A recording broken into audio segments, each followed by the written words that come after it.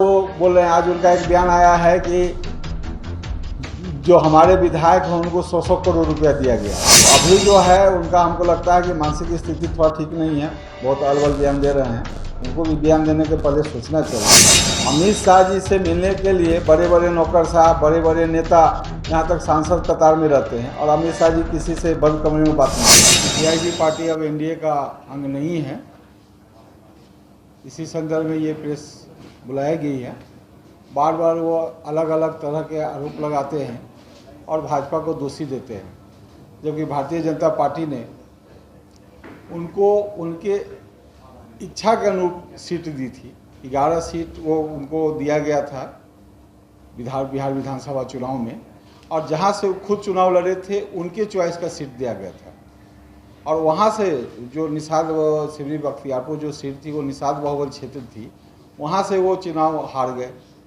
उसके बावजूद भी भारतीय जनता पार्टी ने, चूँकि एनडीए के गठबंधन में थे वो, तो उनका सम्मान करते हुए उनको एमएलसी भी बनाया और मंत्री भी बनाया। सभी गठबंधन का जो रूपरेखा था सब ठीक ठाक चल रहा था। जब यूपी चुनाव का बिगुल फूका गया, चुनाव जब वो डेट आ गया, तो बार बार ये प्रेस मीडिया के माध्यम से अखबार में ऐड दे के बराबर ये बयान दे रहे थे कि हम यूपी चुनाव में वीआईपी पार्टी लड़ेगी। उसी दरमियान में बोचहा में जो विधायक वीआईपी पार्टी के स्वर्गीय मुसाफिर पासवान थे, उनका देहांत हो गया था।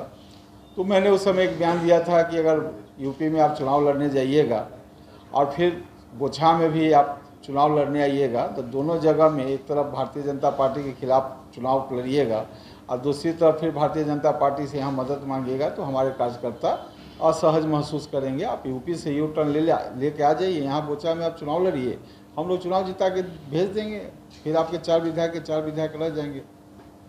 वो हमारी बात को माने नहीं, यूपी चुनाव लड़ने चले गए। उसके बाद जो हमारे माननीय प्रधानमंत्री नरेंद्र भाई मोदी जी, माननीय मुख्यमंत्री योगी जी, उन लोग के खिलाफ जो उन्होंने बहुत अमर्यादित भाषा का प्रयोग किया, जो उनको नहीं करना चाहिए।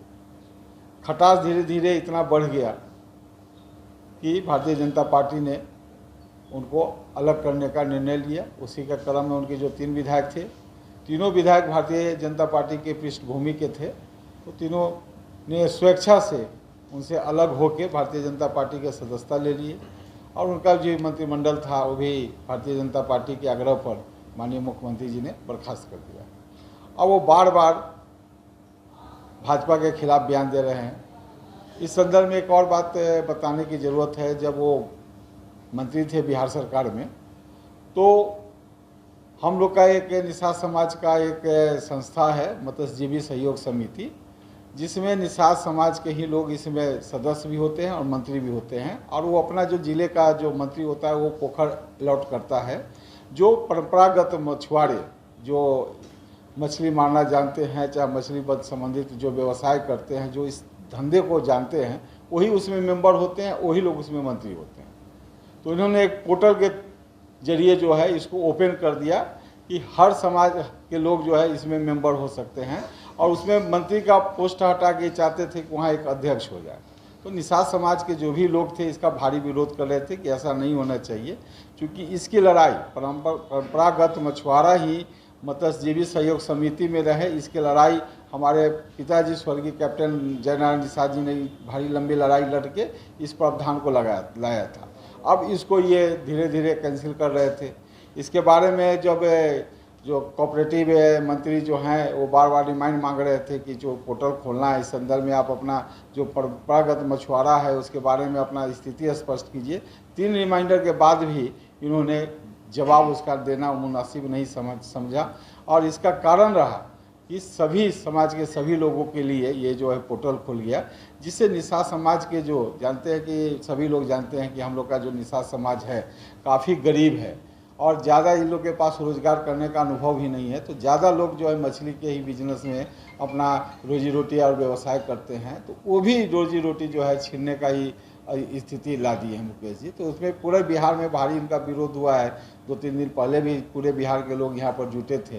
तो ये मामला है कि जो भी इन्होंने अपने मंत्रिमंडल कार्य में किया, तो कोई भी ऐसा एक भी काम नहीं किया जो निषाद समाज का भला हो सके।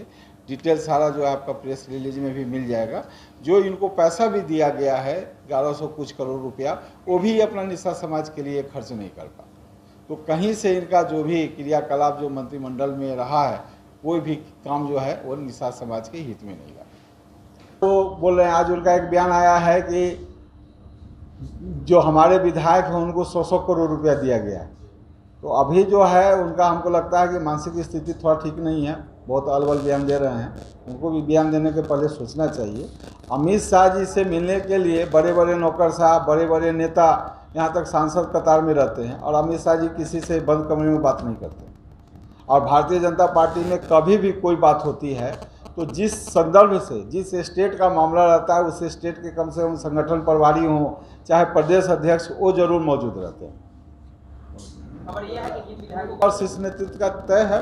अभी तो देखिए, सबसे बड़ा चीज़ है कि अभी तो चुनाव है नज़दीक में, अभी एमएलसी का चुनाव होना है, उसके बाद फिर ये विधान परिषद का नॉमिनेट वाला आएगा, उसके बाद फिर एक्सटेंशन होगा। वो तो सरकार चलाने का एक तरीका है, उसमें जहाँ भी लगता है कि मंत्री की संख्या कमी है तो उसमें तो नया शपथ होगा ही, नए लोग का मौका मिलेगा।